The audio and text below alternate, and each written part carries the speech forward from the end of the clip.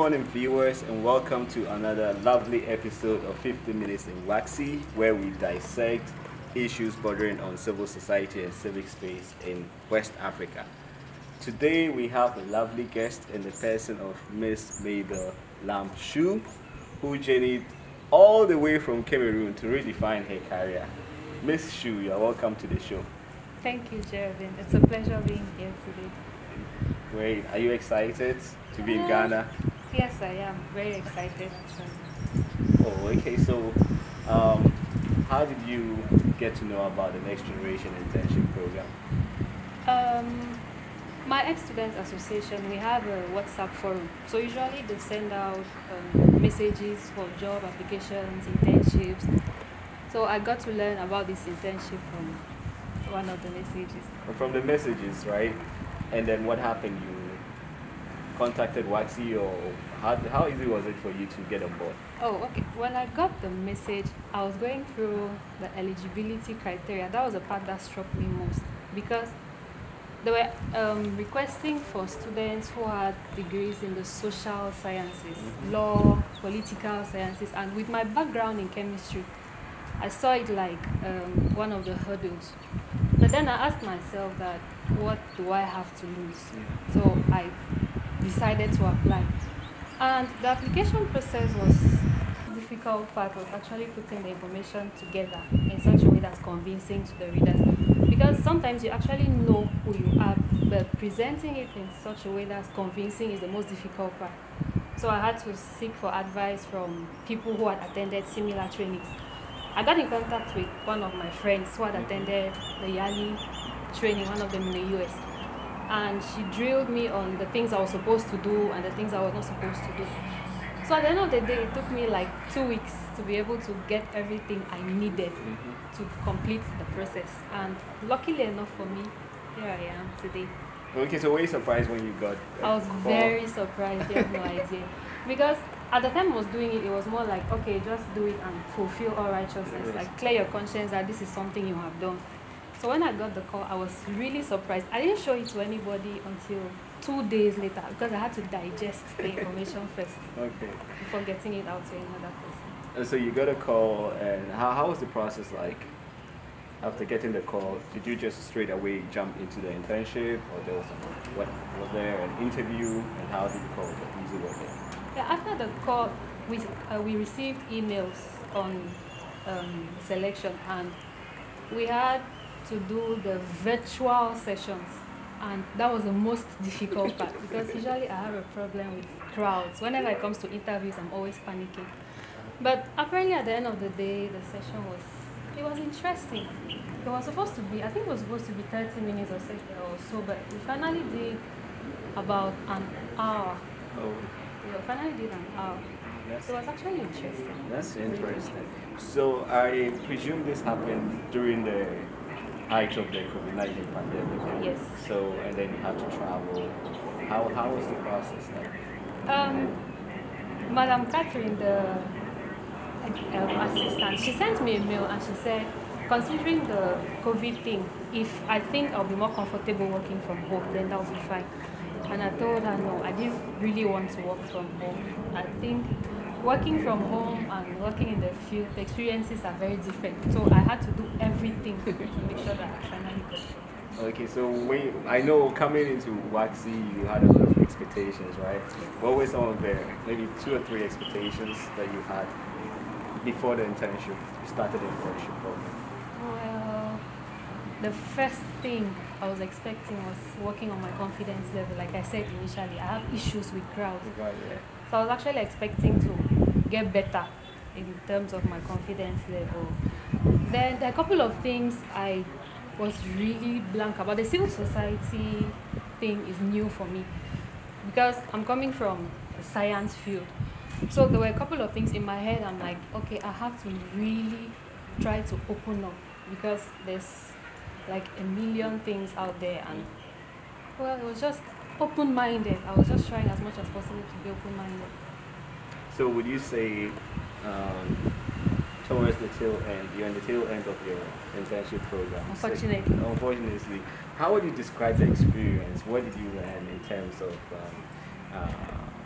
terms of programming and other like professional competencies? How did the internship help to shape these things?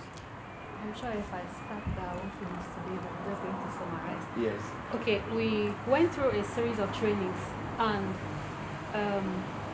we went through training and facilitation skills, went through project management, we did financial management, we did communicating impact, we did writing commentaries and blogs, and each session is like a stair wall or something.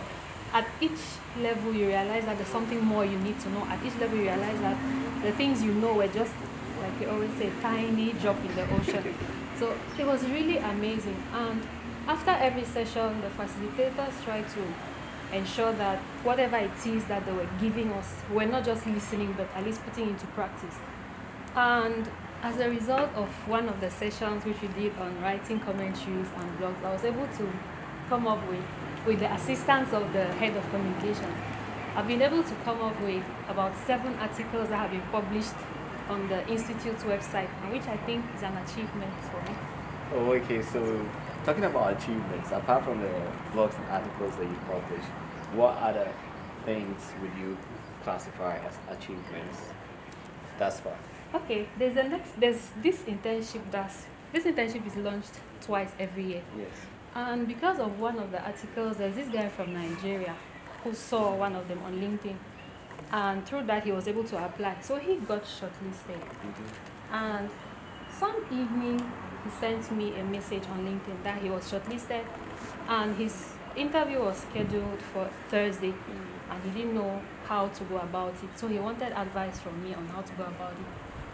And I was able to guide him on the process, the kind of questions he should expect, the kind of things he should do, his confidence level. We talked for about 30 minutes. And on the eve of the interview, he got to me and he was like, okay, he thinks he's prepared for the interview. So last 2 weeks, sometime in the evening, he sent me a message, and the message read, Mabel, I got selected for the WACSI internship. At that point, my heart stopped beating for like 2 seconds. I was so happy. It felt like an accomplishment, because coming here is one thing, but being able to influence other people to get this internship is another thing. Because based on what I have achieved from this internship, I think it's one of the best decisions he made. So after that, he still talks to me, like trying to find out the procedure, the things he's supposed to do, the after interview part on how to get here, how the place is. And so far so good. I'm very sure it's going to be coming. So to viewers watching out there, to young people who are watching out there who want to probably intern with WACSI, what words or what piece of advice would you give them? Best decision ever. It doesn't matter. It doesn't really matter your background. Testimony. I'm coming from purely science, chemistry background, but then here I am today. And because of this internship, there's a talent management session, which is actually amazing. I didn't know I could be good in writing, but then WACSI has people who are able to identify talents and skills in individuals and get to develop those skills. So I've been able to, they got to identify my writing skills, and today I'm a much better writer than I was before. So for all those out there, this is an opportunity you really don't want to miss, irrespective of where you're coming from. It's a matter of just trying. Sometimes you try and you fail, you try and fail, but one thing that you have to work on is no matter how many times you fall, you always have to find a way to wake up. And there's something Charles always said, that you're only as good as tomorrow. So irrespective of the fact that I've gotten to where I am today, I have to struggle to be the best of myself as the days go by. Every day I try to be the best of myself. Wow, interesting. So going on from here, what are your plans? I'm going to have to go back and finish with school first. And now based on the things I've learned here, I'm sure that my defense is going to be different. Because initially I was going to do a defense based on what I knew before. But now with everything from WACSI, at least now I can easily talk with people. It's going to be much easier for me to carry out my defense. Okay, viewers out there, you've heard it from her. WACSI offers you a wealth of opportunities and experiences So log on to our website www.waxi.org, and there you have a lot of information. A lot of opportunities are waiting for you out there. Miss Lam, it's been a pleasure talking to you. Thank you, Jeremy. It's actually been amazing. And always remember, once you're gone through WACSI, you're always an ambassador of WACSI, and the relationship never what dies. So that is it from us viewers. Until we meet again for another session of 15 with WACSI. Bye.